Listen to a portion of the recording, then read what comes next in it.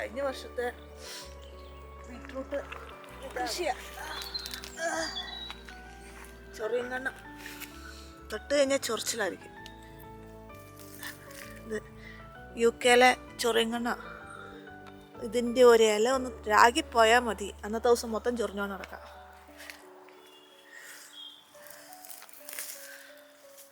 കഴിഞ്ഞ വർഷം പറിച്ചില്ല, അതിൻ്റെ മുളച്ച് വരുന്ന ക്ലാസ്. ഇതേ ഞാൻ കഴിഞ്ഞ വർഷം ഒരു പരീക്ഷ നടത്തി നോക്കിയതാണ്. നമ്മുടെ എന്നാണ് പറയുന്നത്, ഈ മരത്തിൽ നിന്ന് വേര് പിടിപ്പിച്ചിട്ട് പറിച്ച് കിടന്ന സംഭവം. പക്ഷെ അതിന് ഇടയ്ക്കിടയ്ക്ക് വെള്ളം കൂടെ ഒഴിച്ചു കൊടുക്കണം. പക്ഷെ ആ മുറിവ് വന്ന ഭാഗത്ത് കറക്റ്റായിട്ട് നാമ്പുകൾ വന്നിട്ടുണ്ട്. കണ്ടോ, തിക്കായിട്ട് അവിടെ നാമ്പുകൾ വന്ന് മുളച്ച് വരുന്നുണ്ടോ. അതിനൊരു ഇവിടെ ഞാനത് ചെയ്യാൻ നോക്കിയത്, അതിൻ്റെ താഴത്തുനിന്നും പിടുത്തുനിന്നൊക്കെ നാമ്പുകൾ വന്നിട്ടുണ്ട്. ഇതൊരു ചെറിയ മരമാണ്, പക്ഷെ ഇതുവരെ ഒന്നും ഉണ്ടായിട്ടില്ല. ഇതൊരു സംഭവം.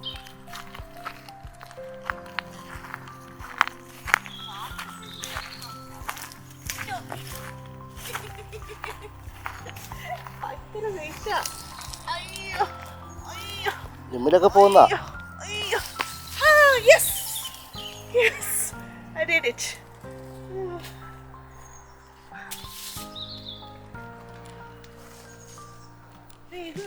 മണത്ത് നോക്കി.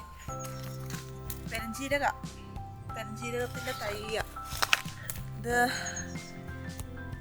ഒന്നാമത് ഈ മരങ്ങളെല്ലാം കൂടെ ഇവിടെ നടുന്ന ഒന്നും പൊങ്ങി വരത്തില്ല, ഇങ്ങനെ താന്ന നിൽക്കത്തുള്ളൂ. കാരണം വളം കിട്ടുന്നില്ല. ഇപ്രാവശ്യം മഴ പെയ്യുമ്പോഴത്തേക്കും കയറി പോരായിരിക്കും. മഴ വല്ലപ്പോഴൊക്കെ പെയ്യുന്നുള്ളൂ. അത് മറ്റേ റെഡ് ബെറിയാണ്.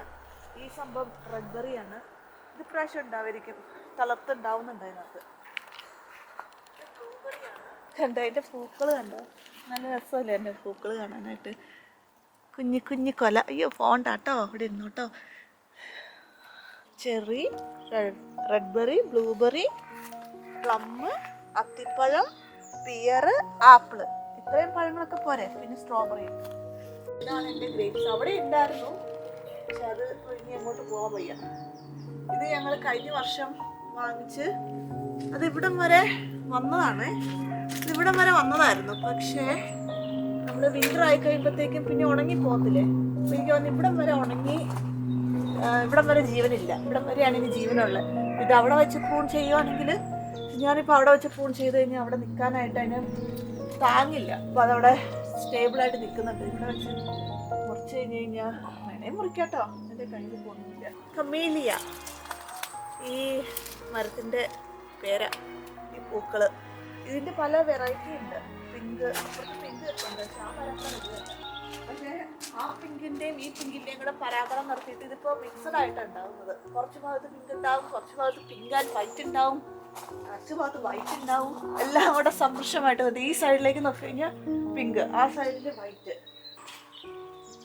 തുണി അലക്കാനുണ്ടോയെന്ന് അറിയത്തില്ല. എൻ്റെ ഇൻഡോർ പ്ലാന്റ് ഒക്കെ ശരിക്കും കെയർ കൊടുത്താലേ നന്നായി വരത്തുള്ളൂ. ഔട്ട്ഡോർ പോലെയല്ലല്ലോ, സൂര്യപ്രകാശം കിട്ടുന്നിടത്തേക്ക് മാറ്റി വെക്കണം. ഇവിടെ അത്രയും സൂര്യപ്രകാശം ഇല്ല, അതാണ് ഇത്രയും ഗതി പിടിക്കാത്തത്.